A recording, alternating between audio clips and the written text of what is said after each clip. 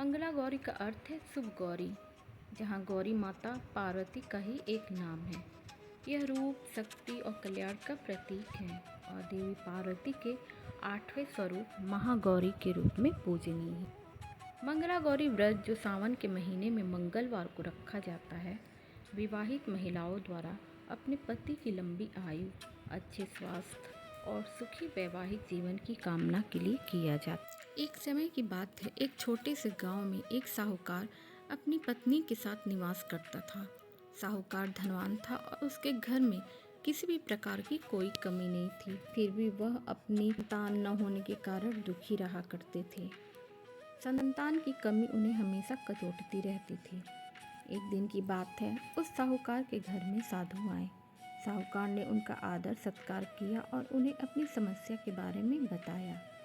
साधु ने साहूकार की पत्नी को सावन में मंगलवार को किए जाने वाले मंगला गौरी व्रत करने की सलाह दी। साथ में पूजा विधि के बारे में भी संपूर्ण जानकारी प्रदान की। इसके बाद साहूकार की पत्नी ने सावन माह के पहले मंगलवार से ही गौरी मंगला का पूजन व्रत रखना शुरू कर दिया। अब वह हर मंगलवार को विधि पूर्वक व्रत और पूजा पाठ करने लगी। इस प्रकार कई महीनों तक उसने यह व्रत किया। एक दिन उसकी धर्म निष्ठा से प्रसन्न होकर माता पार्वती ने भगवान शिव से साहूकार और उसकी पत्नी को संतान प्राप्ति का वरदान देने के लिए कहा। साहूकार को उस रात स्वप्न में एक दिव्य शक्ति ने दर्शन देकर कहा कि हे एक आम के पेड़ के नीचे भगवान गणेश की मूर्ति विराजमान है।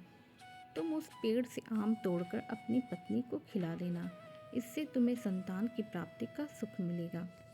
साहूकार ने अगले दिन सुबह उठकर अपनी पत्नी को इस सपने के बारे में बताया और उस आम के पेड़ को ढूंढने निकल पड़ा।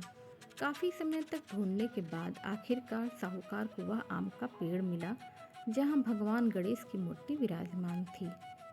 उसने आम तोड़ने के लिए उस पेड़ पर पत्थर मारना शुरू कर दिया। पत्थर फेंकने से एक आम तो टूटकर नीचे गिर गया, लेकिन गलती से एक पत्थर जाकर भगवान गणेश की प्रतिमा को लग गया। इससे भगवान गणेश क्रोधित हो गए और उन्होंने प्रकट होकर उस साहूकार को श्राप देते हुए कहा, हे स्वार्थी मनुष्य, तूने अपने स्वार्थ के कारण मुझे चोट पहुंचाई है। तुझे माँ पार्वती की कृपा से संतान की प्राप्ति तो होगी, लेकिन उसकी मृत्यु 21 वर्ष की आयु में ही हो जाएगी। यह सुनकर साहूकार बहुत घबरा गया और वह वापस घर चला गया।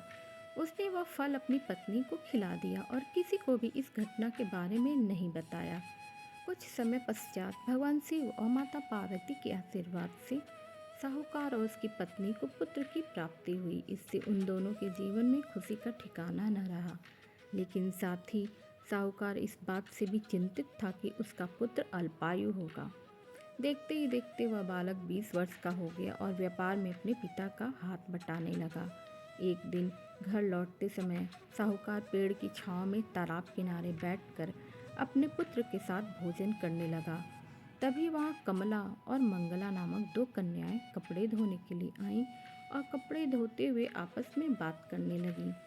कमला ने मंगला से कहा कि मैंने इस सावन मास में प्रत्येक मंगलवार को मंगला गौरी व्रत रखने का निश्चय किया है। तुम भी माँ पार्वती को समर्पित यह व्रत अवश्य करना।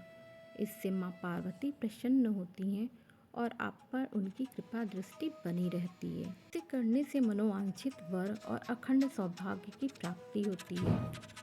कमला की बात सुनकर मंगला भी इस व्रत को करने के लिए तैयार हो गई।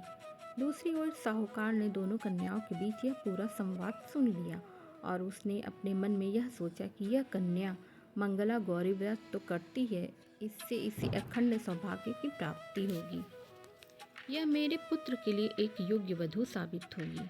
ऐसा सोचकर वह उन दोनों के विवाह का प्रस्ताव कन्या के पिता के पास लेकर गया। साहूकार के गांव में प्रतिष्ठा और मान होने के कारण कमला के पिता अपनी पुत्री का विवाह साहूकार के लड़के से करवा देते हैं। विवाह के बाद भी कमला विधि पूर्वक मंगला गौरी का व्रत रखना जारी रखती है।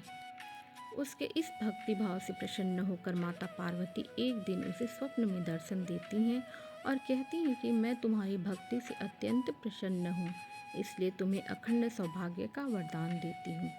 लेकिन तुम्हारा पति अल्पायु है, इसलिए अगले महीने मंगलवार के दिन एक सर्प तुम्हारे पति के प्राण लेने आएगा। तुम उसके लिए एक प्याले में मीठा दूध रख देना। उसके पास एक खाली मटका भी रख देना। सर्प दूध पीकर उस मटके में चला जाएगा और फिर तुम उस मटके को ऊपर से कपड़े द्वारा ढक देना। अगले मंगलवार को कमला ने माता पार्वती की बात मानकर एक प्याले में मीठा दूध रख दिया और पास में एक मटकी भी रख दी। सर्प ने आकर दूध पिया और मटकी में जाकर बैठ गया। कमला ने उस मटकी पे कपड़ा बांधकर उसे जंगल में रख दिया। माता पार्वती की कृपा से कमला के पति के प्राण बच गए। इस प्रकार मंगला गौरी व्रत के पुण्य फल से साहूकार का पुत्र श्राप मुक्त हो गया। जब कमला ने घर में सबको इस चमत्कार के बारे में बताया तो सभी आश्चर्यचकित रह गए। इसके बाद साहूकार और उसकी पत्नी ने अपने पुत्र और पुत्रवधू को आशीर्वाद दिया और पूरा परिवार सुखपूर्वक जीवन व्यतीत करने। जय गौरी शंकर की।